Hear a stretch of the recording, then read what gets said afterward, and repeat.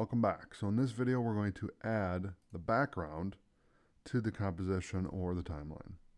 Okay, so I'm going to just click and drag this down and drop it down on the actual timeline here.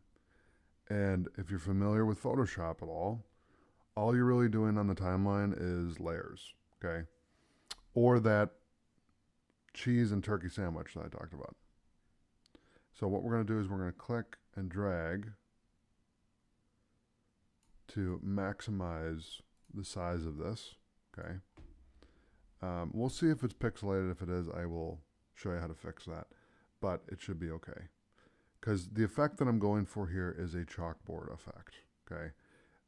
Granted, it's a blue chalkboard, but that's still the idea, because basically my whole branding for my business, LearnTech Plus, is blackboards, green boards, whiteboards, and then any other color that relates to that topic. So if I was doing a video on AfterEffects, for example, if I go down to my dock down here, you can see that AfterEffects is kind of like this purple looking color, right?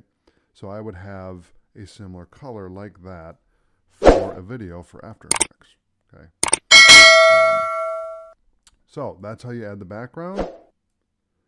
Thanks for watching, and I'll see you in the next video.